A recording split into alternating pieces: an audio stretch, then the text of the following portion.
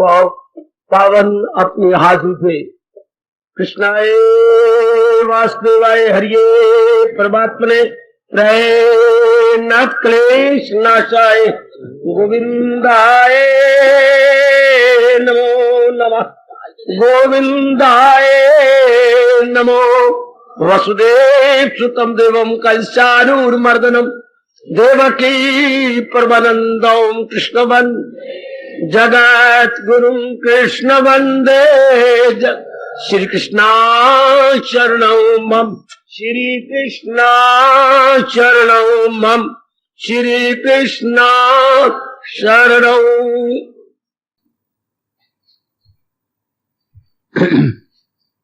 अभाग्यशाली कल्याण करने मेरी देवियों, बड़भागी गीता के पैरोकार मेरे सज्जनों धार्मिक भाइयों, आओ मिलजुल करके इस दिव्य वातावरण में उपस्थित हुए अपने मन को एकाग्र करें, अपने ही कल्याणार्थ, अपने ही भगवान जी की अत्यंत मधुर एवं कल्याणकारिणी वाणी में जोड़ दे इस एकाग्र मन को। महाराज जी अपनी दिव्य प्रेरणा देते हुए कल से एक नया प्रसंग जारी करवा चुके हैं। 3 प्रकार का तप 17वें अध्याय के अनुसार हम पहले शारीरिक तप के बारे में विचार विमर्श कर रहे हैं, फिर हम लेंगे वाचिक तप और अंतिम में होगा मानसिक तप। अब इस तप के बारे में जी विचार करेंगे। सुनिए, आप एकाग्र हो जाओ, बिल्कुल शांत, बिल्कुल आनंदित नवची और सुखी को आप विचार करेंगे। थोड़ा सा हमने विचार किया, शारीरिक तप का अभिप्राय यही गए, थोड़ा सा जरा हम दोहरा लें। अधिकतम लाभ उठाना, शरीर का अधिकतम लाभ, उसी को ही हम लोग बड़ा सियाना मानते हैं। जो किसी चीज का ज्यादा लाभ उठाए, इसीलिए तो दुनिया में अर्थशास्त्र चला है, इकोनॉमिक्स। अगर मेरी बेटी ने या किसी ने पढ़ी हो तो आप थोड़ी सी चैप्टर इकोनॉमिक्स के जरूर पढ़िएगा, बुद्धि को नई नई बातें मिल जाती हैं। चाणक्य ने सबसे पहले अर्थशास्त्र लिखा, दुनिया में सबसे पहले लिखने वाले में उसका नाम है कौटिल्य अर्थशास्त्र। चाणक्य जी की सूझबूझ बड़ी दूर की है, जो चंद्रगुप्त मौर्य के प्रधानमंत्री कहलाए। उसमें अर्थशास्त्र शुरू का सार क्या है? थोड़े से ज्यादा, मिनिमम मैक्सिमम का सवाल है, न्यूनतम से अधिकतम। लो, इसी से अर्थशास्त्र चल पड़ा। इकोनॉमिक्स जिसे आप बोलते हैं इंग्लिश में, वो यहीं से तो चलता है मेरे सज्जनों, मेरे पढ़े लिखे मेरे भाइयों। न्यूनतम आपके पास रुपया है, अधिकतम लाभ कैसे उठाया जाए? बहुत अच्छे। न्यूनतम आपके पास समय है, and you want to it in the utility maximum. How we are getting happiness, maximum happiness. इसकी युक्ति है, तरीकी है, जो अनुभवियों ने हमें बताए। समय न्यूनतम, अर्थ यानी धन न्यूनतम, तो इसका अधिकतम लाभ। अनुभवियों के अनमोल अनुभव का हमें लाभ उठाना चाहिए। हम उन्हीं के पद चिन्हों पर दौड़ते ही भागते हुए अपना जन्म सफल कर रहे गए। बड़ी लियाकत है मेरी देवी, बड़ी लियाकत है, बड़ी बुद्धिमत्ता है। हमारा भारत और भारत की सभ्यता और संस्कृति इसको बुद्धिमत्ता का बड़ा भारी प्रमाण मानती है। क्या? अधिकतम लाभ उठाया जाए जो कुछ भी हमारे पास है। जैसे अपने माता जी है, अधिकतम लाभ उठाओ, पिताजी अधिकतम लाभ उठाओ। और तो ये प्रकृति का नियम भी है, जिससे अधिकतम उठाओगे उसको अधिकतम दोगे भी सही। गिविंग एंड टेकिंग का ये बड़ा कमाल का नियम है। ये नहीं कि हम भैया से अधिकतम लाभ उठाए तो भैया को अधिकतम लाभ देना भी होगा, वरना ये संसार चल ही नहीं सकता अगर सारे हम यूं हाथ करते जाए, यूं उठाऊंगा मैं, ये उठाऊंगा नहीं। प्रकृति का नियम है, यूं उठाओ यूं देना ही पड़ेगा, ये उठाओ, वरना दुनिया नहीं चल सकती।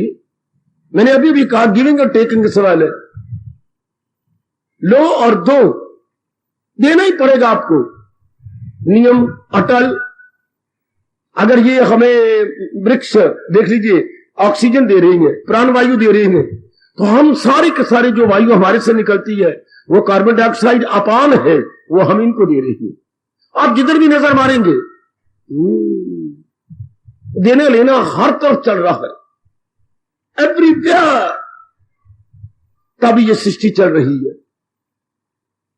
तो अब भगवान जी ने हमें काया दी, और काया कैसी दी? जिसके दिन मुकर्रर कर दिए, जिसको हम निश्चित आयु बोलते हैं। मेरे सजनों, ओ मेरी कल्याणकामी देवियों, निश्चित आयु, allotted period of life, allotted period of life, इसी को हम कहते हैं आयु।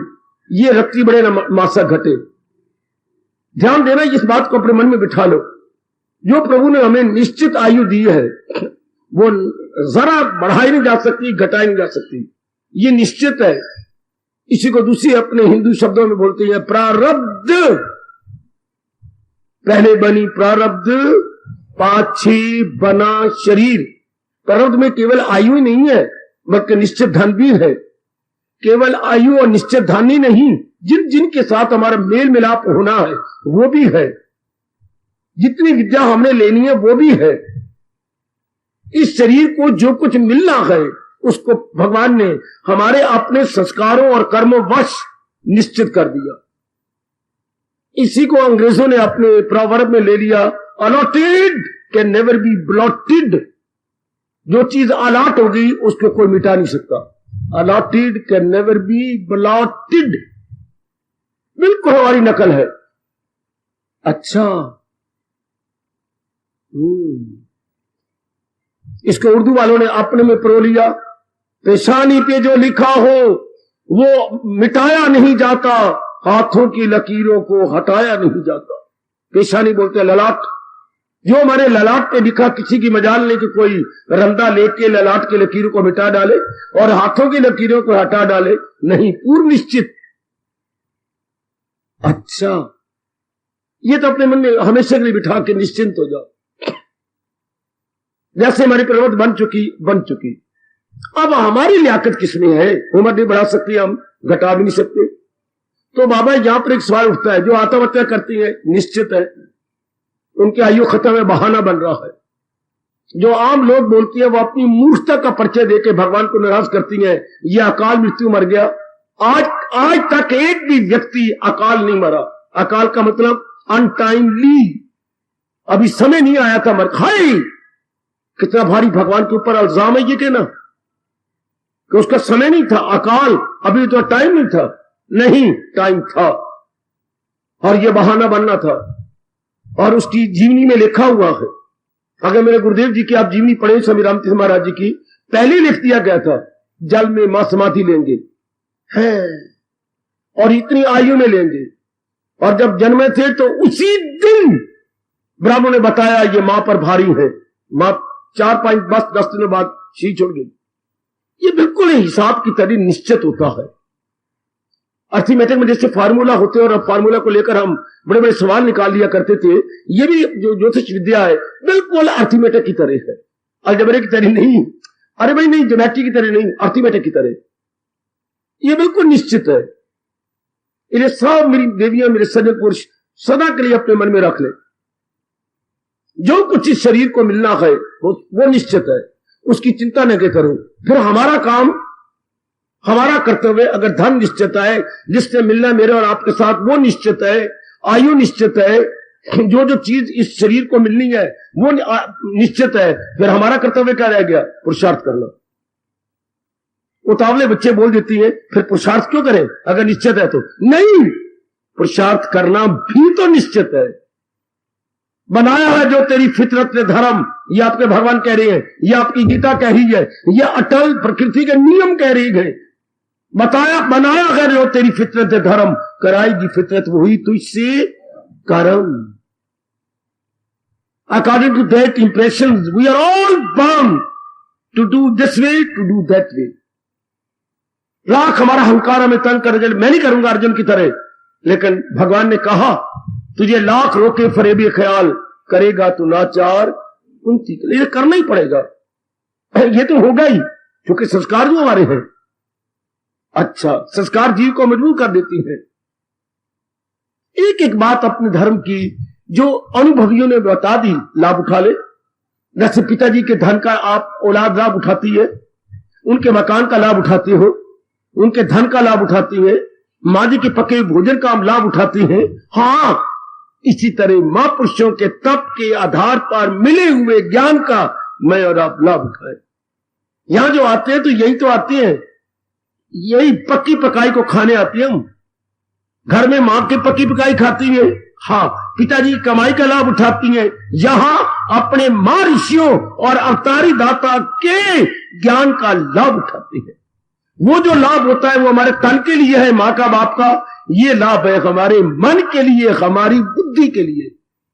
सुनो मेरे भारत के नौनिहालों, भारत की कल्याण कामनी मेरी धार्मिक देवियों, ये भी एक अनमोल कमाई है जो धन से नहीं प्राप्त होती है। ये ज्ञान की कमाई जो धन से नहीं, किसी जंग से नहीं, बल्कि अपनी श्रद्धा और शुभ संस्कारों से प्राप्त होती है। ये जो मैं आपको गीता जी का ज्ञान दे रहा हूं, ये हमारी मन बुद्धि के लिए है। हा, जब तक पूरे के शुभ संस्कार नहीं जागते तब तक इधर मन भी तो नहीं लगता, इसको हम महत्ता भी नहीं देते। अच्छा, इसलिए ये मन में बिठाई और मैं आगे बढ़ जाऊं। ये पुरुषार्थी जो मेरे बच्चे अटैक करते हैं मेरे जैसों पर, तो फिर आप पुरुषार्थ क्यों करेंगे? पुरुषार्थ करना भी तो आपके कर्तव्य में है। वो आप करोगे, आप ला कर मैं नहीं करूंगा, अंदर चिड़चिड़ाहट उठेगी, अंदर कामना वासना उठेंगी, हर कल बचा देंगी आपको, और आप मजबूर हो जाए करने पर। जैसे शौच आता तो मैं नहीं शौच करूंगा, ये बात बनेगी नहीं बाबा, फिर दर्द होती जोर की, पेशाब आए, आप 5 मिनट कर लो, आपके अंदर नीचे दर्द शुरू हो जाएगी, भाग के जाओगे बाथरूम में। हाँ, जैसे ये हम नहीं रोक सकते मल मूत्र, इसी तरह वो मन का मल है, कामना वासना इच्छा ममता, ये तन का मल और मूत्र, और वो मन का मल है कामना वासना। You are bound to do likewise. अच्छा, we are all bound. This no question of optional कि मेरी मर्जी पर है, नहीं, ये अनिवार्य है, ऑप्शनल नहीं है। समझो पढ़ी लिखी बेटी हो, वैसे कॉलेजों के हमारे वक्त कोई इंग्लिश क्या थी, कंपल्सरी थी, हिसाब कंपल्सरी था। इसी तरह प्रारब्ध के अनुसार कर्म करना कंपल्सरी है, ऑप्शनल नहीं कि मेरी इच्छा पर है मैं करूँ ना करूं, नहीं, वो मुझे मजबूर, क्योंकि मेरे अंदर चोटलाहट उठेगी। आपको अब मैं रोटी नहीं खाऊंगा, ये हो ही नहीं सकता। क्यों? शरीर अन्नमय कोश है, जरूर अन्न खाएगा, आपको पागल कर देगा, आपका हैरान कर देगा, नींद नहीं आएगी, चला नहीं जाएगा, चक्कर आने लग जाएंगे, बेहोश होकर गिर जाओगे। ये हमारे शरीर का जरूरी अंश है। इतना कहता हुआ और आप में विश्वास दिलाता हुआ आगे बढ़ूंगा। हमारी अब लियाकत क्या है? अधिकतम लाभ उठाना इस शरीर का, अधिकतम लाभ। ये अब आपकी लियाकत, आपकी विजडम है, आपकी दूरदर्शिता है मेरे बेटे, और वो भी अनुभवियों का अनुभव लेना है। उन्हें हमें बता रखा है, भगवान ने इधर हमें दे दिया, समझा दिया कैसे अधिकतम लाभ उठाया जाए। यही 17वें अध्याय का 14वां श्लोक मां बाप की तरह हमारी सेवा कर रहा। जिस शरीर ने अपने दिल पूरे करके खाक में मिल जाना है, बिल्कुल राख हो जाएगा, कोई अंग भी दिखाई नहीं देगा। शुरू में भी कोई इसके अंग नहीं था, पिताजी का खून, पिताजी का खून से तो ये शरीर बना है, उसमें कोई अंग नहीं थे। तो प्रकृति का नियम है, जो चीज जिस तरह आदि में हो अंत में हुई हो जाती है। अब देखिए आम का वृक्ष शुरू में गुठली होती है, फैलता फैलता कितना एक विशाल वृक्ष का सूरत ले लेता, आखिर में फिर वही गुठली आपको आम दे गया, चुसा गया, रस दे गया। फलों में राजा मानते हैं आम को, फूलों में राजा गुलाब और फलों में राजा आम। आखिर में फिर गुठली आ गई, इतना विशाल वृक्ष भी हो गया। कईयों को उसने मौज दी, कई पक्षियों को, कई राही को छाया दी, और कईयों को अपना रस दिया आम का। आखिर में फिर गुठली। प्रकृति का नियम ही यही है, जो चीज आदि में होती है अपना काम पूरा करने के बाद अंत में फिर वही रूप ले लेती है। शुरू में शरीर कुछ नहीं था, पिताजी का खून से तो बना, आखिर में क्या गया, फिर वही राख, फिर भी कुछ नहीं, कोई अंग नहीं इसका। Every part of the body will go with gone, every part. ये तो रब ने अपनी सृष्टि चलाने के लिए नाना प्रकार के आंतरिक और बाह्य वाला जिसे इंटरनल और एक्सटर्नल नाना प्रकार के अंग बना डाले और हम काम ले रहे हैं।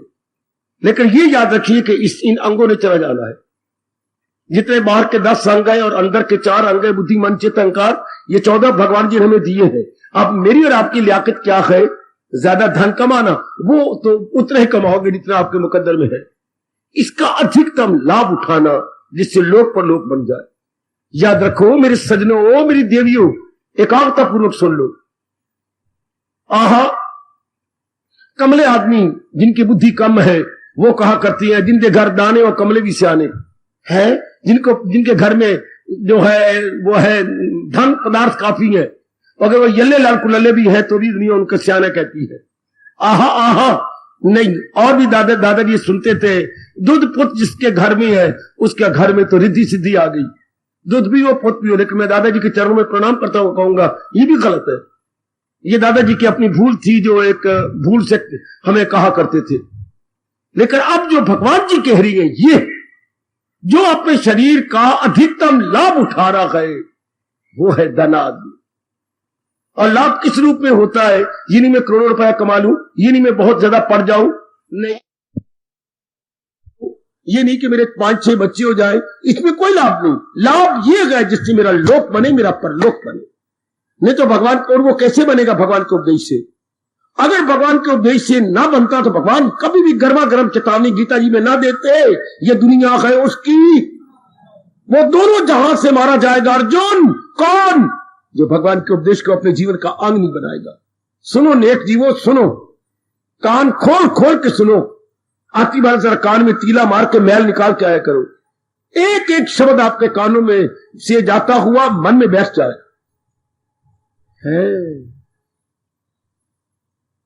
एक एक राज है मेरे भगवान का जो मुझे समझाना है।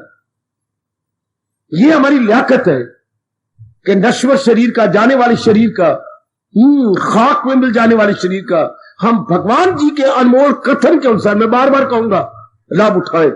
मैं और आप कभी नहीं भूलेंगे भगवान का गर्मा गर्म फरमान, क्या जो है मेरी तालीम पर, घर पर, जो मेरे उपदेश के अनुसार जुट गए या लग गए। तो आओ उसी उपदेश का एक हिस्सा हमने कल शुरू किया, जिसको भगवान शारीरिक तप कह रही है, इजिकल टू अधिकतम लाभ। शारीरिक तप के आगे यूं लिखो या अपने मन में लिख लो या अपने समझ लो, क्या? अधिकतम लाभ, maximum benefit is equal to physical finance. अंग्रेजी में तप को बोलते हैं बेटे फिनांस, और उर्दू वाले बोलती हैं जिस्मानी रियाजत। वही मेरे रब्बा, जिस्मानी, जिस्म से बन गया एडजेक्टिव जिस्मानी, और तप से बन गया रियाजत। वो उसको कहते जिस्मानी रियाजत, पर आपका शब्द बहुत अच्छा है, शारीरिक तप।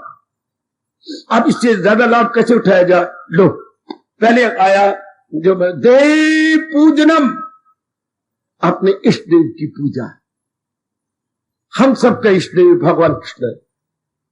हम सबका इष्ट देव भगवान कृष्ण है। मेरे सामने जो महात्मा जी आए बैठे हैं, आज पहली बार, हो सकता है आखिरी बार ही आए हो, तो पहली बार जो आए हैं बड़ी उम्र के हैं, इनको हम कहते हैं हरे कृष्ण, सिया राम, जय जय सिया राम, जय जय सिया राम। मैं अयोध्यापुर से आया हूं। गुड। इनके इष्ट देव जी जय जय सिया राम है। हमारे जो इष्ट देव जी हैं वो हमारे भगवान कृष्ण। तो अभी मुझे कह रहे थे आपके होंगे भगवान कृष्ण, मेरे जय जय सिया राम है, तो ठीक है आप कृष्ण मनाओ। बाबा जी कह रहे थे मुझे तो आप कृष्ण मनाओ, हम तो अपने जय जय सिया राम मनाएंगे। तो कोई बात नहीं जी, हम जैसे तो कोई बात नहीं, तुम्हारे कृष्ण और हमारे राम कोई दो थोड़े हैं। अभी कह रही थी आंखें दो हैं लेकिन इसमें प्रकाश तो एक ही है। बिल्कुल ठीक है, हमारे गोलक दो हैं लेकिन उनमें जो दिव्य ज्योति है वो तो एक ही काम करती है। बिल्कुल ठीक है बाबा जी, आपने जो कहा सुना नहीं सत्य है। तो हमारे तो इनको छेड़ना नहीं। अगर आपने जय श्री कृष्ण कह दिया, उन्हें फिर कह देना जय जय सिया राम, जय जय सिया राम। कहो मुबारक हो आपको जय जय सिया राम, हमें मुबारक हो जय श्री कृष्ण। हमारी इष्ट देव वो है। तो पहले शब्द आते शरीर का अधिकतम लाभ क्या है? इष्ट देव की पूजा। पर हम हिंदुओं ने पूजा का अर्थ ही गलत लगा लिया। बड़ा मुझे अफसोस होता है, इतना चोटी का वैदिक धर्म और शुरू से चल रहा है, फ्रॉम द वेरी बिगिनिंग। उन दिनों तो कोई मजहब या रिलीजन था ही नहीं।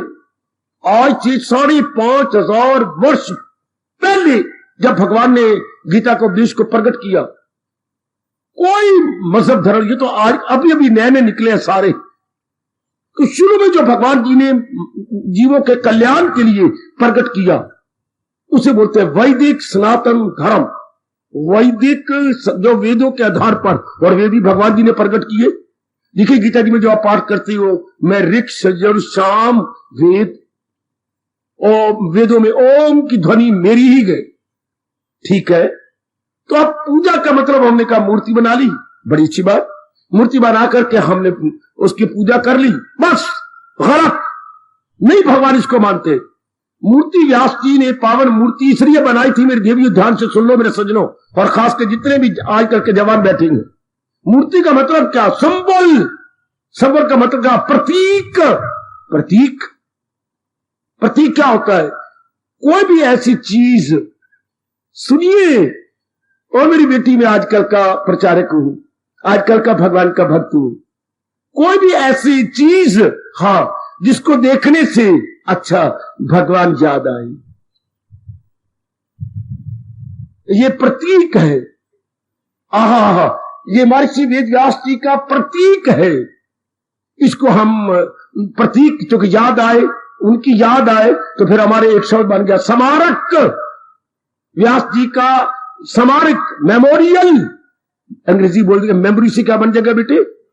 शब्द तो मेमोरी है ना, मेमोरी से क्या बनता है? मेमोरियल, जो व्यास जी की उपदेश और गुणों को याद करवाए।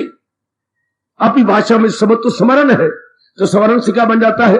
नाउन, स्मारक। हाय क्या स्मरण हो गया क्रिया, वर्ब, तो उसका नाउन बन गया स्मारक, याद करवाने वाला। ये हमें याद करवाते हैं। तो महाराज जी के जो उसको जो प्रतीक होता है उसको हम विग्रह भी बोलते हैं, पावन विग्रह। तो जब हम महाराज अपने इष्टदेव जी का पावन विग्रह देखते हैं, पावन, उनकी शिक्षा, इन्होंने ये कहा, इन्होंने ये बताया। घर में हमारे दादी चले गए, अब भी उनका अगर एक लार्ज फोटो नजर आता है, प्रणाम करते हैं। क्यों? उनका लाड, उनका प्यार। और अपने हमें देख करके फौरन जेब में हाथ डालते थे, पुत्र मेरे पास इसमें 5 रुपए है, पुत्र तू ले ले, दादाजी मेरे पास तो है, पुत्र कमला पुत्र ले लेना। अच्छा, जैसे आप, तो हम याद आते आप भी, कभी 5 रुपए दे देना, कोई और चीज देना, कोई मस्तक को चूम लेना, कभी अपने बगल में, तो अब भी वो तो चले गए, पर जब उनका चित्र देखती हैं, उनकी सारी ये ममता भरी क्रियाएं याद आ जाती है कि नहीं? हाय हाय, मुझे क्षमा करना मेरी देवियों, कईयों के पतिदेव शरीर छोड़ गए, तो घर में इतना लार्ज चित्र लगा हुआ है, अभी मेरी बेटियां उनको देख कर प्रणाम करती हैं। आपने हमें सुख देने की पूरी कोशिश की, भगवान आपका कल्याण करे। ये चित्र को प्रणाम कर रहे हो? नहीं, चित्र तो प्रतीक है, स्मारक है। क्या स्मरण करवाता है? जो उन्होंने आपकी बेवकूफी, ईसाइयों की बेवकूफी, वो नहीं समझ सकते, हम समझ सकते हैं। हम मूर्ति पूजक नहीं है, हम गुण पूजक है, हम शिक्षा पूजक है। पर उन्होंने की पता जिन्ना ला के ना डिठिए, उन्होंने को पूछो जिन्ना ला के प्रभु वाली प्रिय जग नालू मिट्टी थे, जहान नालू मिट्टी, उन्होंने के पता। वो समझते ये बहुत, हिंदू लोग जो बहुत प्रस्ती करते हैं, बहुत, मैंने जैसे मुर्दा को बोलते बुटी बहुत, उन नलायकों को क्या पता ईसाइयों को, मुसलमानों को। हम बहुत प्रस्ती नहीं करते, हम तो है ज्ञान प्रस्ती करती हैं, गुण प्रस्ती, उनको क्या पता। विवेकानंद ने उनको कहा था, जब उन्होंने, उनके राजा ने कहा क्या आप तो हिंदू में ये कमजोरी जो आप मूर्ति पूजा करते हैं। बिल्कुल ठीक, जिस कमरे बैठे थे उसमें बादशाह का चित्र लगा, बाप के चित्र उतारिए, साफ किया। हाँ, जो कुछ मैं कहूंगा आप कहेंगे, जरूर आप महात्मा मानूंगा। अपनी जुत्ती से अपने बाप फोटो को, स्वामी जी ये क्या कह दिया? क्यों मैं अपनी जुत्ती से अपने पिताजी को मारूं? देख लो आपकी कौम कितनी, शब्द यही निकला, कितनी डैम फूल है। मेरी कौम मुस्लिम, हाँ कैसे? अभी आपने कहा मैं अपने बाप को जुत्ती मारूं, तो जब हम मूर्ति लगाते हैं तो अपना पिता नहीं देखते इसके अंदर। हाय, आज मुझे पता लगा स्वामी जी को लिपट गया चरणों में, बगल में, कि जैसे आप अपनी आपको तो कागज का टुकड़ा ही तो है। उनका चित्र बाप का लगा था तो उतरवाया, तो कागज के, अगर जीवनी पढ़ी हो आपने, रोंगटे खड़े हो गए आपके ये घटना सुन पढ़कर कि कागज का चित्र तो है, जुतिया को दो जुतियां मार दो, कागज है ना। नहीं, मेरी क्या है, मेरे मुसलमान बोलते हैं, हम तो बोले पिताजी, हाँ तो मुसलमान कहते हैं मेरे अब्बा जान है, मेरे अब्बा, मेरी मम्मी जान थे, मेरी जान हमारे से और आगे बढ़ गए हैं, ये तो मेरी जान प्राण है, दिस आई कॉन्ट, मेरे अब्बा जान है। तो हम भी ये देखती हैं क्या, जब भी मूर्ति आती है मेरे इष्टदेव जान है, इसी में डियरेस्ट एंड चीपेस्ट एंड जो है एवरीथिंग। आज मुझे पता लगा, तो हम तो कोई पत्थर नहीं देखते उसके अंदर, पत्थर तो वो देखता है जिसकी श्रद्धा नहीं, जो श्रद्धालु नहीं है। हम तो भगवान की शिक्षा को देखते हैं, जब भी भगवान के प्रतीक को देखते हैं क्यों प्रणाम करते हैं, पत्थर को देखकर। उस हमारी नजर में पत्थर होता है, मेरे इष्टदेव होते, मेरे इष्टदेव आपको प्रणाम हो। वो नलायक है जिनको पता नहीं हो, मेरे पढ़े लिखे मॉडर्न ओ यंगस्टर्स, हम तो उनके इंटरनल जाते हैं, कभी भी हम पत्थर नहीं देखते। पत्थर तो वो नलायक देखते हैं जिनको श्रद्धा नहीं। हम देखते हैं यहां पर, शाबाश शाबाश शाबाश। जब आप लोग पाकिस्तान से इधर आए तो उनकी अखबारों में छपा, हिंदुओं अपने भगवान को तो मंदिरों से निकाल के ले जाओ। इधर से जवाब गया, उसी उनकी अखबार पर ये आया, इनकी अखबार पर इन्होंने ये लिखा, क्या है मुसलमानों, हम पत्थर छोड़ा है, सिर मार मार के अपना सिर तोड़ लो। जो भगवान थे वो तो हम अपने मनों में, अपने अंतःकरण में, अपनी श्रद्धा में छुपा के हम हिंदुस्तान में ले आए। वो तुम्हारे लिए पत्थर है, सिर मारो। हम तुम्हारे लिए पत्थर छोड़ आए हैं, भगवान तो अपनी श्रद्धा का हम हिंदुस्तान में। क्या गजब का जवाब, क्या लाजवाब है। भगवान तो हम अपनी श्रद्धा का, प्रेम का, शिक्षा का हिंदुस्तान में लाए हैं, तुम्हारे लिए पत्थर छोड़ आए हैं, मारो सिर, और सिर की पट्टियां करवाओ, टांके लगाओ। टू यू इट इज पत्थर, जो हमारे इष्ट देव है वो हम लेके आ गए हैं। हाय कितनी सुंदर। हम पत्थर थोड़ा देखते हैं, ये तो एक स्मारक है। बेटे बार बार पढ़ लिखो बच्चों को, जिस लाइक मेमोरियल, ये आपका कॉलेज है कैंट में, गांधी मेमोरियल कॉलेज। क्या गांधी जी की कुर्बानी को याद करवाने वाला college. Hi Gandhi memorial college, ये जीएमएन काले बोलते हो, जीएम का मतलब क्या होता है? Gandhi memorial, GMC Gandhi memorial college. Gandhi ji के क्या, गांधी जी की कुर्बानी को याद करवाने वाला। जब से वो देश भगत बने उससे लेकर अपने आखिरी समय की महाकुर्बानी देने तक अपने कुर्बानी करते रहे, कुर्बान हर रूप में, as much as that very gentleman did, करते रहे। उसकी याद करवाने वाला कॉलेज। या हम उनके जो है बनाते हैं, बड़े सुंदर स्मारक बनाते हैं, तो उनकी हमारे स्मारक है, अपने महर्षि वेदव्यास जी का स्मारक। हाँ, तो शरीर का मैक्सिमम लाभ क्या है? अपने इष्ट देव की पूजा करना। क्या मतलब? ना भूलना मेरी देवियों, ना भूलना। क्या? उनकी शिक्षा को अपनाना। जब हमें याद आती है उनकी शिक्षा, जैसे पिताजी के चित्र को देखती है तो मत्था टेकती है। पिताजी ये तो जब चित्र देखते हैं काका तो रुके कहते, पिताजी आपने कहा था सिरगढ़ नहीं पीना, मैं बिल्कुल नहीं पी रहा। आपने कहा था शराब की बोतल को, जब से आपने बोतल चढ़वाई है पिताजी मैं बिल्कुल नहीं पी रहा। जो भी और कस्में आपने दिलवाई थी कि बच्चे थे बात हो गए, बस मैं बिल्कुल नहीं करता, मैं किसी के साथ नहीं लड़ता। आपने बहन का हाथ मेरे हाथ में जाती बार पकड़ा दिया था, पुत्र मैं तो जा रहा हूं पर अपनी बहन कर शादी पिताजी मैंने कर दी है। आप जहां भी हो पिताजी आप खुश रहो और मेरा श्रद्धा से भरा हुआ प्रणाम ले लो। तो इस समय बच्चा कागज देख रहा है, इस समय पिताजी के उपदेश को याद करके प्रेम के अश्रु बहा रहा है। Here lies the main point, oh gentlemen। आप जो अपने कागज से मेरे बच्चे नमस्कार करने लगा, ये ऊपर रख करके बटवे से निकाली और फोटो निकल आई, हो ये फोटो बाबा जी कुछ और न समझना, मेरी घरवाली की है। अब वो कागज जी बाबा गलती में ले अभी की पत्नी क्या होते फोटो नहीं फिर है बाबा ये तो मेरी घरवाली की है, तो घरवाली के साथ बड़ा प्यार होगा। हाँ वो बाहर ही निकल आई कमली फोटो, हालांकि बेचारे ने निकालनी और थी वो निकल आई है तो बाहर आ गई, तो फिर क्यों रखता है? क्या उसका प्रेम याद रहे? पर है ये बड़े घाटी वाली बात, बहुत घाटी वाली बात। अब इसको मन को डाइवर्ट करना था भगवान की ओर। खैर मेरे कहने का मतलब, तो हम फोटो को नहीं देखते, उनके गुणों को देखते हैं, और जब गुणों को देखते हैं तो उनकी शिक्षा याद आ जाती है। बेटी याद रखना, गुणों से उनकी शिक्षा, if you see the qualities then there would be preaching. Quality से प्रीचिंग, या ये भी ठीक है, प्रीचिंग से क्वालिटीज, कोई दो बातें नहीं है, one and the same thing. See the qualities and preaching you will be reminded, and see the preaching and qualities will be reminded. ये अन्योन्याश्रित है। अब आप समझ गए? तो आप जो हमारे हिंदुओं में गलती हो रही है उसको हम दूर कर ले। हम सिर्फ प्रणाम करके दंडवत प्रणाम नहीं, बल्कि साथ ये भी ये है इष्ट देव का आदर, क्या उनको ओबे करना। मैं बहुत लाभ उठा रहा हूं गुरुदेव के फरमान का, रिस्पेक्ट मीन्स टू ओबे। जब हम पावन मूर्ति का अगर आदर करते हैं, ओबे करें जो उन्होंने कहा, जो उन्हें उपदेश दिया।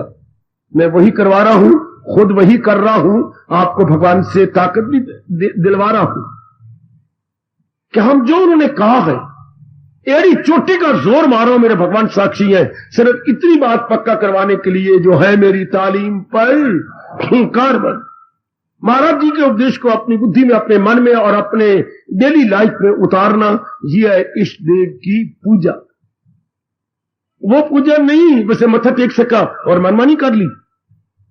ये तो भगवान कहते हैं परा गंदा दिल है, वो मक्कार है, वो मेरी नजरों में अर्जुन मक्कार है, जो मुझे आदर तो देता है पर मेरे अनुसार अपना जीवन नहीं बनाता। धूल हटा देना अपने मन में से, हटा देना मेरे जैसे, इसलिए भेजे जाती हैं कि जवानों के अंदर गलतियां फैलती जा रही है, misunderstanding prevailing prevailing prevailing, and that must be removed as early as possible. तभी तो हमारी डेवलपमेंट होगी, तो हमारी थ्योरी ऑफ एवोल्यूशन तभी तो आगे बढ़ेगी, वरना थ्योरी ऑफ एवोल्यूशन वही रुकी पड़ी है। सिर्फ शरीर का विकास हो जाने में ही हम एवोल्यूशन नहीं होता। शरीर का तो विकास हो गया, कभी हम मां के पेट में थे, कभी मां की गोद में थे, कभी आंगन में थे, कभी पालने में थे, विकास होता गया। कभी हम स्कूल गोइंग चैप बने, हाँ देखिए, पहले शिशु, फिर हम बालिक, फिर किशोर, फिर युवक, फिर आगे प्रौढ़ावस्था, ये सारे शरीर के विकास तो हो गए। लेकिन एक चीज जो रुकी पड़ी है वो क्या है? बुद्धि का विकास नहीं हो रहा, मन का विकास नहीं हो रहा। क्यों? हम भगवान के ज्ञान के अनुसार नहीं जुट रहे। इसलिए बुजुर्ग होते हैं बच्चों की तरह, विकास ही नहीं किया। कई बुजुर्ग माताएं होती हैं बच्चों की तरह, बिल्कुल बुजुर्ग माताएं, छोटी बात पे लड़ाई होंगी, बुद्धि का विकास नहीं, मन का विकास नहीं। क्यों नहीं विकास हुआ जनता का? चूंकि भगवान के ज्ञान द्वारा विकास होना था, वो लिए ही नहीं। बच्चों वाला स्वभाव बन गया, बिल्कुल बच्चों वाला, बिल्कुल बच्चों वाला स्वभाव। कई के बड़ी हैरानगी होती है कि बुजुर्ग मां आती है, बैठी हुई है, वीना की बच्ची दाल इसकी कच्ची, हाँ मारेगी अपने ये बाजू, उठना जरा परे हो जाना, को तेरी मोल ली हुई जगह मैं नहीं बैठना। ये की बात, इतनी बड़ी उम्र है तो क्यों नहीं होती? तवासर खो जाएगी, फौरन हिलाएगी इसको, परे हटो। उल्टे मां तो विनम्रता दिखा, जितनी बड़ी उम्र हो, हमारे क्या कहती है, बड़ी उम्र किसकी? बड़ी उम्र किसकी? जिसमें विनम्रता आ गई है। याद रखना आपके भगवान क्या कह रहे हैं, आपका हिंदू धर्म क्या कर रहा है? वृद्ध बोलते अपने वृद्ध उम्र में बूढ़ा किसका? जिसमें विनम्रता है, जो झुक जाता है। कहती है जैसे आगे, इसके आगे श्लोक आता है, जिस तरह वृक्ष की टहनी झुकती जाती है, जो जो उसका फल मोटा होता जाता है, जो जो फल पक्का होता जाता है, टहनी झुकती जाएगी, झुकती जाएगी। इसलिए जो जो आपके वाल पक्के होते जाए, झुकते जाओ, झुकते जाओ, झुकते जाओ। वो नीविया नु रब मिलता है, नीवा होके चल ते नीविया नु रब मिलता। मोर दी ह्यूमिलिएशन, मोर दी रियलाइजेशन, याद रखना ये, मोर दी ह्यूमिलिएशन, ह्यूमिलिएट में विनम्रता, उतने ज्यादा मालिक के नजदीक पहुंचते जाओगे। मोर दी ह्यूमिलिएशन, मोर दी मेरे बच्चे रियलाइजेशन। तो अब क्या कहा? शरीर का मैक्सिमम लाभ किसमें होगा? शरीर का तप क्या हो गया? इष्ट देव को प्रणाम करना, ये तो हमारे शिष्टाचार है। ये तो हमारी इंडियन मैनर्स है दंडवत प्रणाम करना। दंडवत प्रणाम अपने अहंकार को मारना। दंडवत प्रणाम इसलिए व्यास जी ने लिखा है कि मैं बुद्धि से भी आपका, मन से भी आपका, तन से भी आपका। पूछा करो मेरे जैसे कि हमारे केवल हिंदुओं में दंडवत प्रणाम है और किसी मजहब में, धर्म में नहीं। ये इनकी दूरदर्शिता है कि जब जीव डंडे की तरह, दंडवत, डंडे की तरह प्रणाम करेगा तो तीनों झुकेंगे, बुद्धि भी और छाती के ऊपर ये हमारा मन और ये हमारा तन धरती पर झुके। इसका मतलब बुद्धि में ज्ञान आपका, निर्णय आपका, मन में विचार आपके, तन द्वारा कर्म भी आपके। तो इंसान क्या हो गया, दंडवत प्रणाम करने से ये फीलिंग पैदा हो गई, मन वचन कर्म से मैं आपका, मन वचन कर्म से मैं आपका। यही स्वामी जी से पूछा गया था अमेरिका में। वो अपने दंडवत प्रणाम को अंग्रेजी बोलते हैं प्रोस्ट्रेशन। बेटी prostration, why this prostration in India? ओ स्वामी जी, ये उनका प्रश्न था, ये दंडवत प्रणाम क्यों होता है आपके देश के अंदर? तो उन्होंने जवाब दिया, कितना सुंदर जवाब, आप भी लाभ उठाए कि एक कुबड़ा आदमी को यहां आता है वो आपको अच्छा लगेगा, या एक बिल्कुल सीधा व्यक्ति चल के आए वो अच्छा लगेगा? ताड़ियां लगी हाल के अंदर। स्वामी जी ये तो कोई पूछने वाली बात नहीं, जो बिल्कुल सीधा चल के आएगा वो अच्छा लगेगा, और जो कुबड़ा होगा अष्टवक्र की तरह यूं चलेगा इधर इधर इधर, तो वो गंदा लगता है, डजंट लुक नाइस। हाँ, तो स्वामी जी ने इस तरह कहा, आपको ट्रायंगल अच्छी लगेगी या स्ट्रेट लाइन अच्छी लगेगी? नहीं स्वामी जी, स्ट्रेट लाइन अच्छी होती है, ट्रायंगल तक क्रूकेड होती है। क्रूकेड, क्रूकेड अंग्रेजी शब्द बच्ची, क्या चालसाज आदमी, धूर्त, धूर्त को हमारे शब्द है धूर्त, अंदर से कुछ हो और बाहर से कुछ प्रकट करे, कहते ये बड़ा धूर्त है, ये बड़ा 420 करता है। तो धूर्त अच्छा ही लगता है। स्ट्रेट लाइन जो होती है, बिल्कुल सीधी लाइन अच्छी लगती है। तो स्वामी जी ने कहा दंडवत प्रणाम क्या है? जो आदमी अपनी क्रूकड़नेस, अपनी धूर्ता को, अपनी गड़बड़ को हटा के सीधा हो जाए, दंडवत प्रणाम यही है कि दाता मैं अब आपके बाद सीधा हो गया। क्या? जैसे मेरी बुद्धि में इरादा, तो इसको बोलते हैं हेड, सीधी होगी मेरे हेड, सीधी। आजकल के जमाने में समझाया गया तो कितना अच्छी बात है, कितने शरीर का बेस्ट लाभ उठा लिया गया। सीधा, तो तीनों एच स्ट्रेट लाइन में, अंग्रेजी का एच होता है बेटे, अगर हम बोलते हैं जी, जी के बाद एच आता है, तो ये स्ट्रेट लाइन होगी, सीधी लाइन। इसके शुरू में भी लिखो एच, हाँ, इसके सेंटर में लिखिए एच, इसके आखिरी कोने पे लिखिए एच। ये 3 एच हो गए अंग्रेजी के। पहले एच का मतलब हेड, बीच के एच का मतलब हार्ट, और लास्ट एड का मतलब hand. High, head, heart, hand. मेरे बुद्धि में शुभ इरादा, शुभ विचार मेरे मन में, शुभ कर्म मेरे अंग से। तो दंडवत प्रणाम का मतलब है दाता मेरे में टेढ़ापना दूर हुआ, अब मैं दुराचारी नहीं रहूंगा, बल्कि अपने इन तीनों को सीधा करके सदाचारी बन गया। यह है दंडवत प्रणाम का अर्थ। खूब समझ लिया उन विदेश वालों ने। तो वह मशहूर है ये स्वामी जी का उपदेश, 3H in straight line, 3H in straight line. आजकल यूं समझ लो मेरे प्रोस्ट्रेशन का मतलब क्या? मतलब शुभ इरादा, शुभ विचार, शुभ कर्म। आदमी विनम्र हो गया। हाँ, तो आप महाराज जी के आगे दंडवत प्रणाम किया जी, आप उनके विनम्र होकर उनके उपदेश को अपनाएंगे, विनम्र होकर उनके उपदेश को अपनाएंगे। आंकड़ा हुआ आदमी कभी नहीं अपना सकता, जिनमें ईगो है, अहमपना है, खुदी है, वो कभी भी विनम्रता नहीं दिखाएगा और कभी भी नहीं अपना सकता भगवान को। वही अपनाएगा जो सतोगुणी है। सतोगुणी जो सतगुण बढ़ता है तो विनम्रता ही बढ़ती है, और विनम्रता बढ़ने से हमारे में श्रद्धा अपने इष्ट देव के प्रति बढ़ती है। जो श्रद्धा बढ़ती है तो ज्ञान हमारे अंदर आता है, तो ज्ञान आएगा। इसको उपदेश देते हुए व्यास जी ने कहा, ये देखिए क्या कभी गए होंगे ऋषिकेश? हाँ, कभी हरिद्वार से ऊपर ये ऋषिकेश है। हाँ, ये आपने देखा ये फॉल गिर रही है, फॉल बेटी, ये पानी की फॉल पहाड़ों से गिर रही है। क्यों?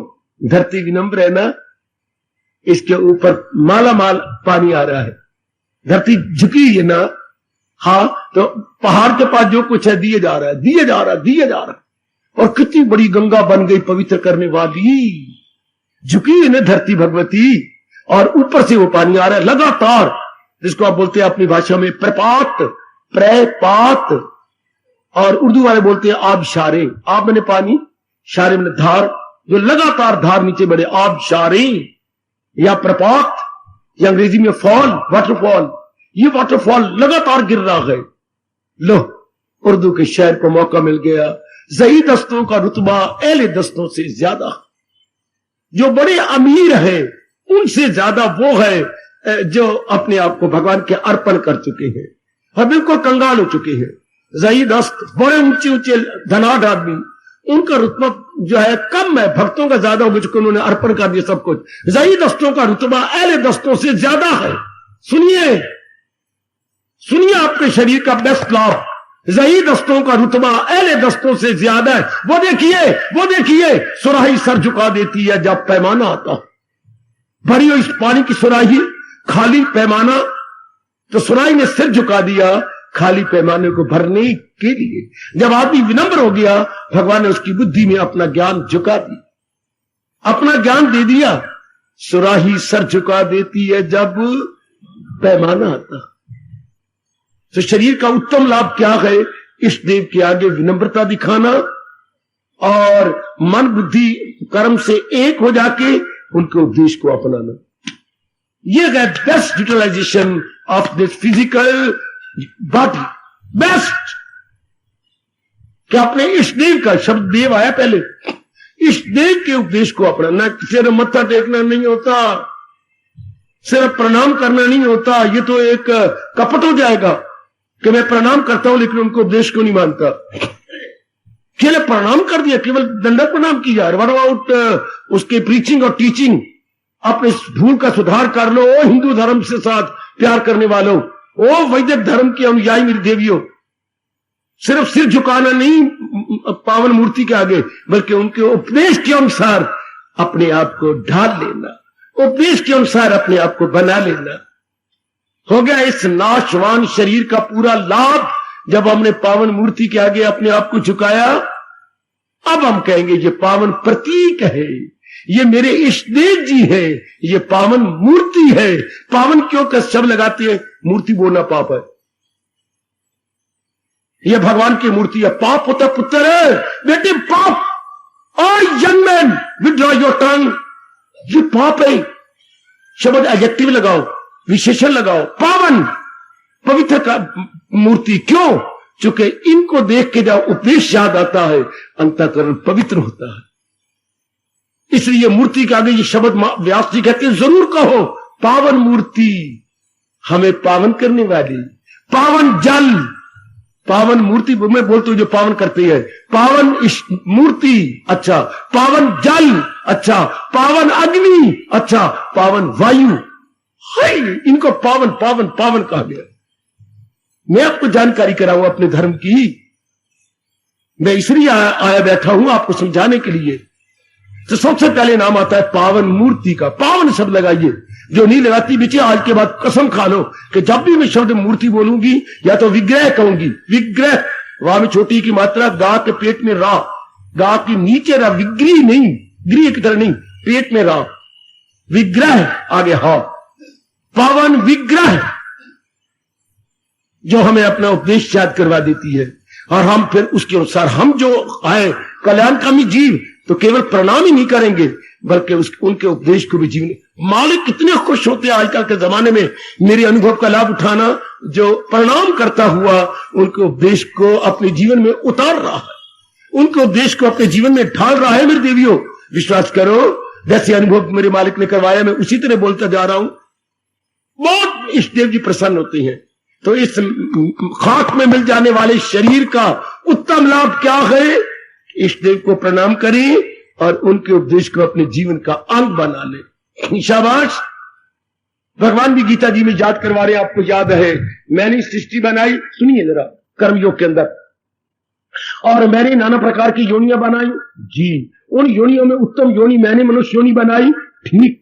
और मनुष्य का कल्याण कैसे होता है, मैंने इनका लिए ज्ञान जारी किया, हाँ। और इसी ज्ञान को अपनाने के लिए भगवान ने ज्ञान बनाया होता, अधूरी बात थी। भगवान कहते इसी ज्ञान को अपनाने के लिए मैंने ऋषि, देव ऋषि, राज ऋषि, ब्रह्म ऋषि, बनाए जो कि हर स्थान में जा जा करके भगवान के उत्तम उपदेश को समझाते बताते हैं। जगह जगह भगवान ने वो भी भेज दिया। हर जगह हर स्थान पर आप जैसे नेक जीवों के लिए भगवान के प्यारे जरूर मिलेंगे। शक्कर खोरे को शक्कर, मूजी को टक्कर मिलती है, चाहे मारे 100 को चक्कर, कहावत है हमारे देश में। तो जगह जगह जगह जगह ये सारे ऋषि घूम रहे हैं हमें जगाने के लिए। जैसे रात को आप अलार्म लगा देते हैं 2 बजे का, तो अलार्म बजा घड़ी का, क्यों? आपको जगाने के लिए। नेक जीवो, भगवान के कह रहे शरीर तप, पहले शब्द लगाया देव, इष्ट देव के उपदेश को अपनी बुद्धि, मन और दैनिक कर्मों में उतार देना, यह है इष्ट देव का पूरा पूरा आदर। प्रणाम भी करेंगे, मैंने अभी भी कहा, वो तो हमारे शिष्टाचार है, वो तो इंडियन मैनर्स है बच्ची। प्रणाम करना, आप आए तो नमस्कार करके सिर झुकाना, विनम्रता दिखाना, ये इंडियन मैनर कितने अच्छी हैं। हमारे भारतीय शिष्टाचार बहुत अच्छी है, किसी भी देश के ऐसी शिष्टाचार नहीं है। क्या शब्द, क्या बच्चे? शब्द शिष्टाचार नहीं होता। बार बार आप तो बोली जा रहे हो, मैं समझा देता हूं। शब्द है शिष्ट आचार। शिष्ट मैंने अच्छी अच्छी, जिसका लाभ हो। आचार मैंने हमारी क्रियाएं, शुभ क्रियाएं, या तो बोलो शुभ क्रियाएं या कह लो शिष्ट आचार। शिष्टाचार अब संधि हो जाती है, इसलिए शब्द क्या बन जाता है? शिष्टाचार। वो आ का मात्रा बन जाती है, आ की मात्रा। हा शब्द तो शिष्ट आचार है। भले गुड मैनर्स अंग्रेजी बोलेंगे, शिष्ट मैंने गुड और आचार के बाद मैनर्स, या एक शब्द आम चल पड़ा आजकल एटिकेट, एटिकेट्स। यानी क्या हो गया? Sound etiquettes. ये हमारी इंडियन साउंड एटिकेट है। प्रणाम करना, सिर झुकाना, आप आए तो आपको आदर से कहना चाचा जी नमस्कार पुत्र। खामखा जब मैंने विनम्रता दिखाई, छाती झुकाई, हाथ जोड़े, पुत्र सुखी रहो, आपका भविष्य उज्जवल हो, ये कब ये अपने आप आपसे निकला? जब मैंने विनम्रता दिखाई और मीठे शब्दों में कहा चाचा जी नमस्कार। इस तरह जब भगवान के सामने हम शिष्टाचार होती है और उनको उपदेश को अपनाती है, तो क्या भगवान नहीं कहती होंगी क्या बच्चा तेरा कल्याण हो जाए? भगवान ये नहीं कहते तुम्हारा भविष्य उज्जवल हो, भगवान कहते हैं तुम्हारा कल्याण हो। तो कल्याण में सब कुछ आ गया। आवागमन से छुट्टी, सदा रहने वाली शांति। कल्याण का अर्थ ये होता है बच्चे, मैंने कई बार आपको कहा, सदा रहने वाली शांति, हाँ, आवागमन से छुट्टी, हाँ, 3 प्रकार के दुखों से छुटकारा, आदि व्याधि उपाधि से, इजिकल टू 1 वर्ल्ड, कल्याण। समझे मेरे बच्चे, कल्याण में 3 अर्थ होते हैं। जैसे हम कहें ये सुनता ही नहीं, ये सुनता ही नहीं, तो कहेंगे आप पढ़े हुए नहीं क्या? अगर कोई आपसे बार बार कहे नहीं हर्षो, हाँ ये तो सुनती नहीं, 2-3 बार तू पढ़ी हुई नहीं, क्यों मैं बीए हूं, तो बोल कैसे रही है? बुद्धू है तू, मैं कैसे बुद्धू? तू बार बार क्यों कहते? मैं सच कह रही हूं, ये सुनती नहीं, तो क्यों नहीं कह देती ये बैरी है? हाँ, एक शब्द बोल दे, ये सुनती ही नहीं, ये सुनते बड़े बैरी है वो, ये तो बोलती ही नहीं, ये कहना कितनी बेवकूफी है, ये गूंगी है। इस तरह उसका कल्याण हो गया। इसका 3 अर्थ निकल गए।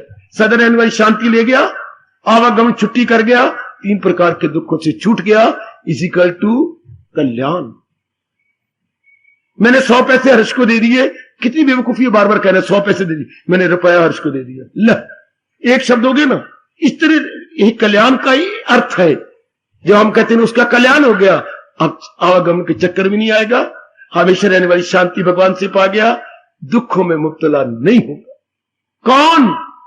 जो है मेरी तालीम पर कर। पहले शब्द नहीं हमें जकड़ लिया। यह है मिट्टी में मिल जाने वाले इस शरीर का पूरा पूरा लाभ, इष्ट देव की पूजा। अब इसको कहेंगे दे इष्ट देव की पूजा। यह है सही रूप में पूजा, न कि प्रणाम कर दिया, आरती थाली ले ली हाथ में। ये तो हमारी शिष्टाचार है। समझे मेरी बेटी? जैसे मैंने आपको प्रणाम किया, इसका मतलब यह कि मेरे मन में आपका आदर है, मेरे मन में आपका प्यार है। 2 शब्द, आदर है, प्यार है। जब हमने एक दूसरे को प्रणाम किया, हंस के प्रणाम किया, आदर है, प्यार है।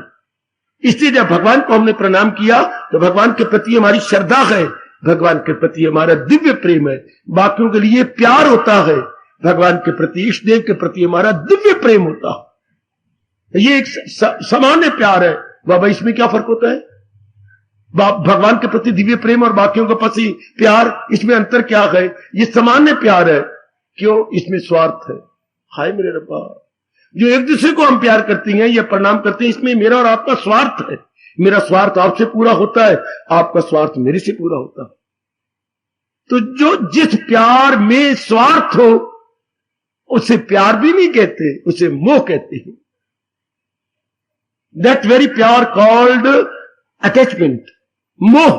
और भगवान के प्रति हमारा दिव्य प्रेम, डिवाइन लव, उसमें हमारा कोई स्वार्थ नहीं है, हमारा कल्याण है। ओ नेक जीवो, ओ नेक मेरी देवियों, इसलिए भगवान के साथ लगता है दिव्य प्रेम और आप लोगों के साथ लगता है प्यार। और प्यार में स्वार्थ होता है, दोनों का, पति पत्नी का आपस में स्वार्थ, बहन भाई का आपस में स्वार्थ, मां बेटी का अपने स्वार्थ, बहन बहन का स्वार्थ, भाई मेरे पाए दो मित्रों का आपस में स्वार्थ।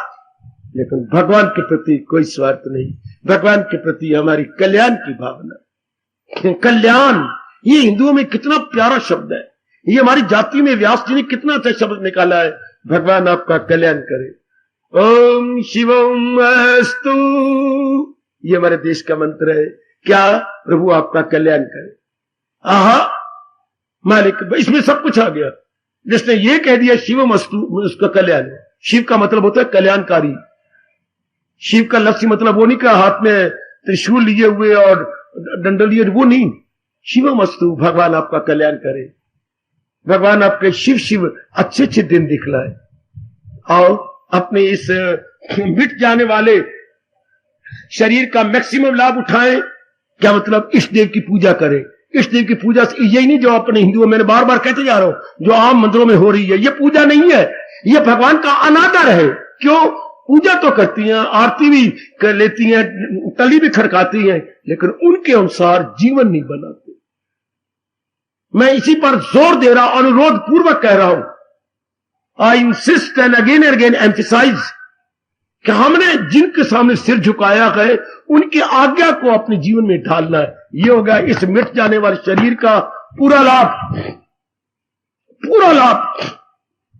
अब हमने पूरा लाभ उनके उपदेश को ले लिया। क्यों उनके सामने सिर झुकाती है? और परम मूर्ति हनुमान जी की है, उनको क्यों नहीं झुकाते?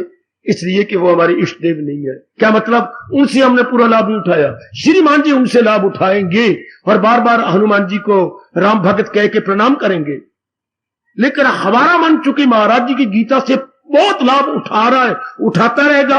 इसलिए अब ये एक बार प्रणाम करेंगे भगवान कृष्ण को, शायद हमारे जैसे 10-10 बार प्रणाम करके 11वीं बार फिर प्रणाम करने का जी चाहेगा। यही तो गीता में अर्जुन ने सिखाया हमें, तुम्हें नमस्कार हाजराना, तुम्हें नमस्कार गायबाना, तुम्हें नमस्कार हर तरफ से, कि कुल में जलवा नुमा तुम्ही। ये क्यों प्रणाम हो रहा है? भगवान के गुणों को देखकर, भगवान के उपदेश को इतना जो आपने सुना कि हम 1000 भी जन्म हो गए हमारे, हम भगवान को नहीं छोड़ सकते। इतने गहरे हमने उतार लिए भगवान के उपदेश को सुनकर कि बहुत बड़ा लाभ है। इंसान तो बनता भी इंसान तब है जब उनके उपदेश को अपने जीवन का ढंग अंग बनाए, अपने उनके उपदेश को अपने अंदर ढाल ले, ये तब समझेगा कि मैंने पूरा लाभ उठा लिया। ये मैं बार बार जोर दे रहा हूं, जब से प्रचारक बना हूं और जब से भगवान का प्यारा बन के आपके बीच बीच में आया हूं, तो आपको बार बार कह रहा हूं कि महाराज जी के लाभ उठाएं, अर्थात जो उन्होंने उपदेश दिया वो हमारी बुद्धि में आ जाए, मन में आ जाए, रोज के कर्मों में उतर आए। तब भगवान ने क्या कहा? फिर भगवान ने ये नहीं कहा मैं तेरा आलिंगन करूं, ये नहीं, ये कोई और कह सकता, पिताजी कह सकते हैं या कोई और रिश्तेदार कह सकता है। मैं तेरा मस्तक चूम लूं, ये मां कह सकती थी।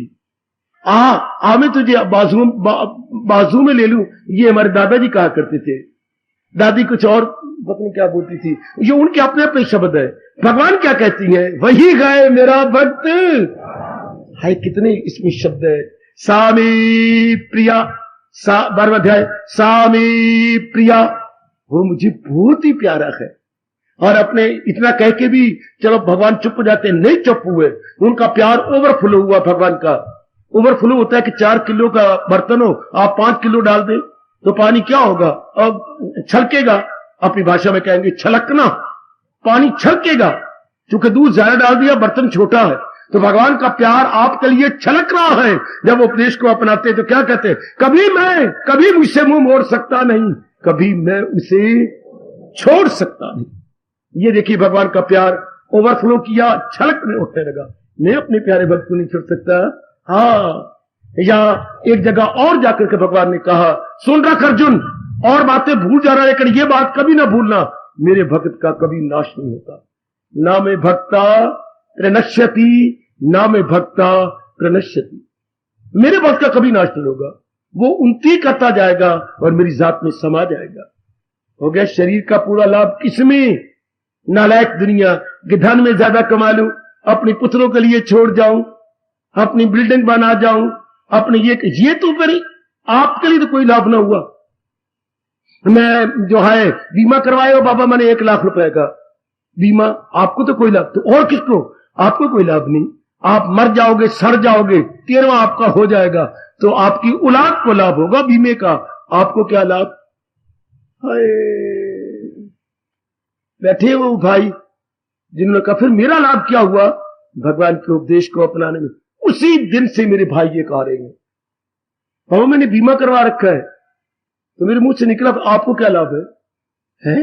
क्यों? मैंने 1 लाख का बीमा करवाया, तो आप मर जाएंगे, 13वां हो जाएगा आपका, तो लाभ तो वो उठाएंगे, वो जाएंगे भागेंगे बीमे वाले के पास, हमारे पिताजी 1 लाख रुपया दे, तो लाभ कौन उठाएगा? पत्नी और बच्चे। और आपको लाभ, तो फिर आप बीमा करवाओ, मैं बीमा कहां करवाऊं? और सत्संग में आया करो, ये आपको लाभ हुआ। ये जो आप सत्संग में आती हैं, ये आप अपना लोक परलोक बना रही हैं, ये आप बीमा करवा रही हैं।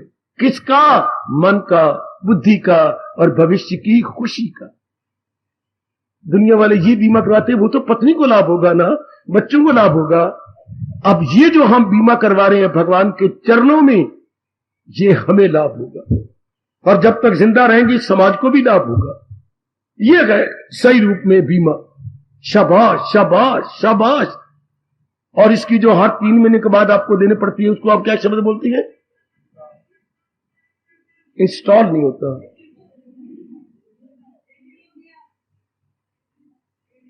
प्रीमियम आ गया। ये जो प्रीमियम हम देती है, ये जो बीमा हम करवा रहे हैं, इसमें प्रीमियम 1 बार देना पड़ता है, सिर्फ 1 बार है। संसार के बीमे में 3 बार की, जैसे हमने 3 महीने के बाद किया, तो 3 महीने के बाद मैंने 300 रुपया देना पड़ा, उसके मतलब यह 400 जो मैंने बांध लिया। अगर ज्यादा बीमा कराया ज्यादा देना पड़ेगा, आफ्टर 3 मंथ क्वार्टरली आपको देना पड़ेगा। इसमें 1 ही बार बीमा, बाबा 1 बार, कौन सा भूल गए? जब आप भगवान के चरणों में बीमा करवाते हैं तो 1 बार बीमा देना पड़ता है, 1 बार। बाबा तू बड़ा अजीब है, सच में ये बड़ा अजीब है, कोई शक नहीं से हमें 1 बार ही श्रद्धा और प्रेम पूर्वक, मैं जिंदा हूं मेरी जो नेक रास्ता,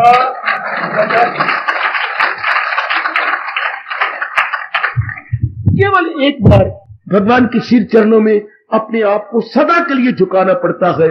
1 बार बीमा देना पड़ा। पूर्ण रूपेण मैं आपका हूं मेरे इष्टदेव। हाय ओ मेरी मैया, ओ मेरी कल्याण कामनी भगवती, ओनली वंस इन लाइफ। ये बड़ा निराला बीमा है। 1 बार ही मैं चेला हूं, मेरी मदद कीजिए, जो नेक रास्ता बता दीजिए। संसार के बीमा को तो हर क्वार्टरली आपको देना पड़ेगा। ये बीमा ओनली वंस इन लाइफ, श्रद्धा और प्रेम पूर्वक भगवान के चरणों में अपने आप को झुका देना। शाबाश, अपने आप को दे देना, उन्हीं का बन जाना। शाबाश, ये बीमा कितना अच्छा है। और आप कोई कपटी छली नहीं है। इतने मुद्दत से 45 सालों से कई आ रहे हैं, 45 साल से इतना लंबा सत्संग आप सुन रहे हैं गीता जी का। वह 1 बार 45 साल में कोई 45 बार आपको बीमा देना पड़ा है, केवल 1 बार। मैं सदैव आपका हूं मेरी इष्टदेव, मैं तो आप ही का हूं। ये हो गया इस नष्ट होने वाले शरीर का अधिकतम लाभ, या मैक्सिमम यूटिलिटी, मैक्सिमम बेनिफिट। इसको शरीर का, मैं शुरू किया अभी, इसको शरीर का तप कहते हैं। कितना लाभ होगा इसी पहले से। अभी तो भगवान विस्तार कर ही रहे हैं और हम सुनते जाएंगे। मैं कहता हूं ये पहले ही अपना लिया जाए, शरीर का तप पूरा हो गया। The very first quality, the very first divine quality अगर इसको हम एवरीडे लाइफ में ट्रांसलेट कर ले पूरा हो गया, बिल्कुल पूरा। आओ आरती उतारने से पहले अपने इस बीमो को फिर अपने मन को याद करवा के भगवान के प्रति अपना प्रेम और श्रद्धा और बढ़ा ले। क्या रखता रहता हूं और आपको भी याद करवाता रहता हूं बड़ी श्रद्धा और प्रेम पूर्वक। ओ एक बार जगह सर झुक जाए, फिर सर को वहां से उठाना क्या।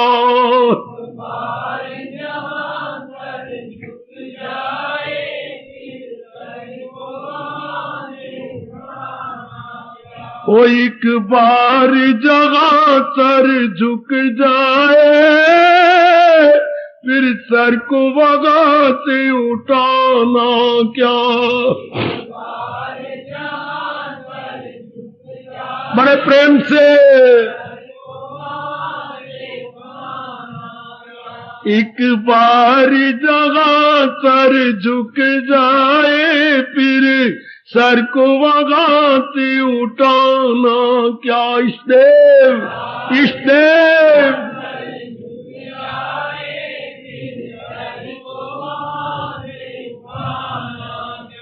कदमों में तेरे, कदम चरणों में, अरे चरणों में तेरे, कदमों में तेरे, जीना मरना अब दूर यहाँ से जाना क्या।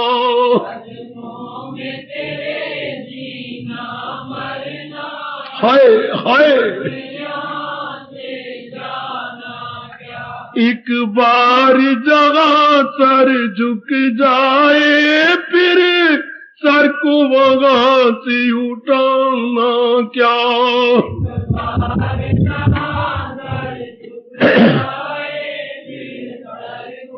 बहुत अच्छे। कदमों में तेरे और कदमों में तेरे जी ना मरना अब दूर यहाँ से जाना क्या।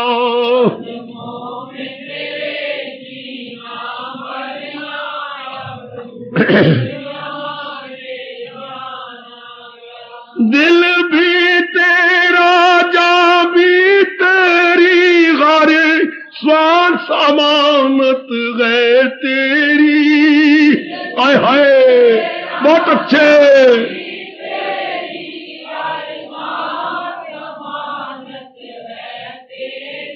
दिल भी तेरा जा भी तेरी, हर श्वास अमानत है तेरी।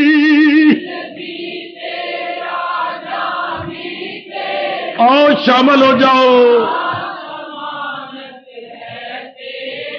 जो हुक्म होवे सरकार मेरी, गम पेश करे नजराना क्या।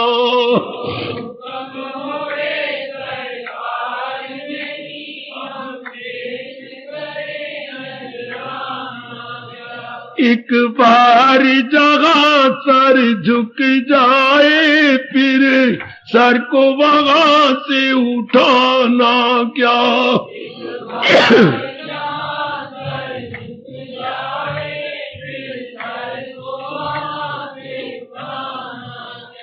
कदमों में तेरे जीना मरना अब दूर यहाँ से जाना क्या।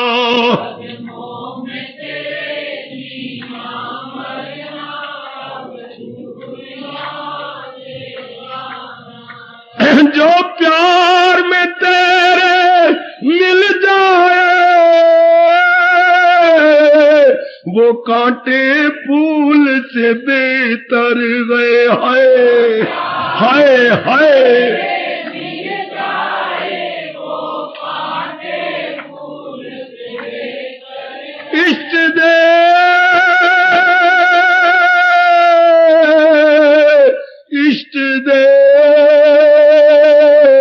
इष्ट देव जो प्यार में तेरे मिल जाए, वो कांटे फूल से बेहतर गए। हाय तेरा प्यार जो मेरे साथ है तो फिर गुलशन क्या वीराना क्या है। बहुत अच्छे, बहुत अच्छे। प्रभु जब आपका दिव्य प्रेम मेरे मन में है तो मेरे लिए बाग क्या और मेरे लिए सुनसान क्या।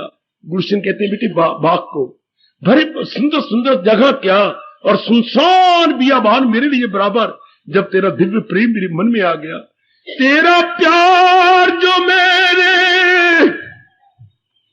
तेरे प्यार में जो भी मिल जाए वो कांटे फूल से बेहतर है।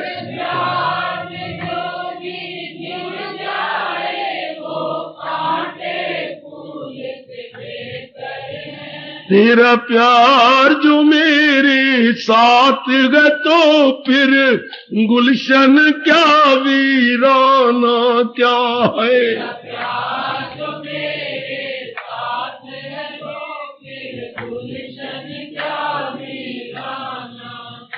एक बार जहाँ सर झुक जाए फिर सर को वहां से उठाना क्या।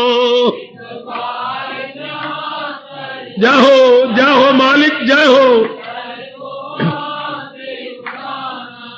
और कदमों में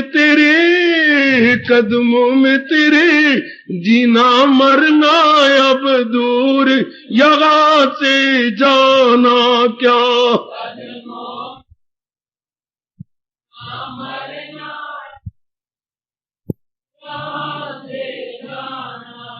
कहाँ चले गए महापुरुष, देखी ना भाव कहाँ निकल गए, तोड़ के ले गए आकाश और वैकुंठ में पहुंच गए।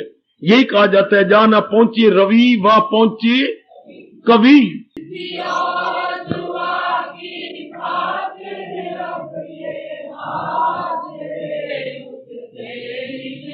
किसी और दुआ की खातिर अब ये हाथ मेरे उठते ही नहीं।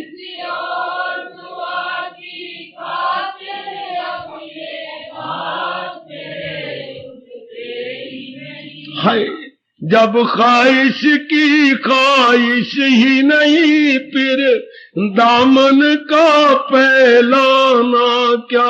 जब ख्वाहिश की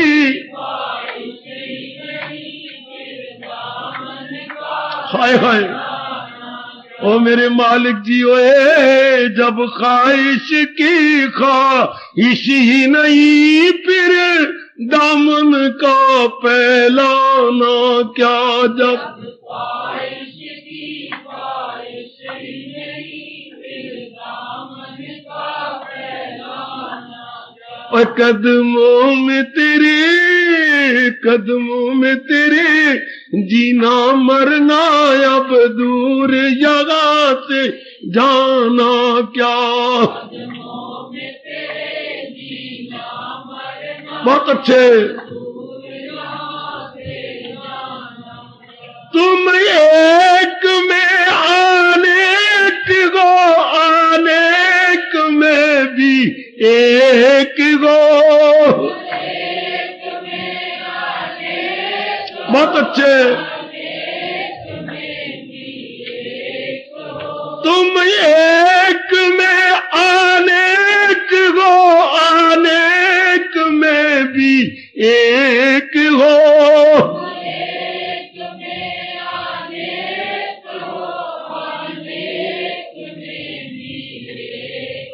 और जब तेरे सिवा कुछ है भी नहीं फिर मन को अब ललचाना क्या।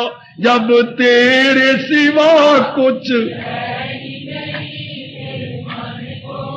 है ओ मेरे मालिक जी ओए, जब तेरे सिवा कुछ है ही नहीं फिर मन को अब ललचाना क्या। जब तेरे सिवा कुछ है ही नहीं फिर मन को अब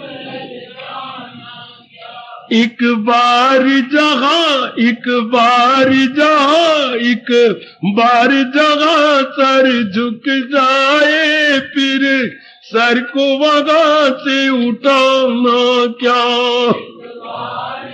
जाओ जाओ स्टेप जाओ। और कदमों में तेरे जीना मरना अब दूर यहाँ से जाना क्या।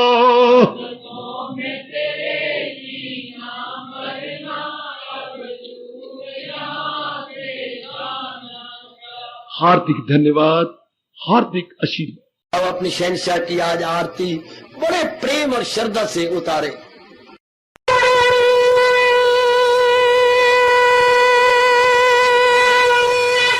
ओम जय जगदीश जय हरे स्वामी जय दीनानाथ हरे भगत दास जनों के अवगुण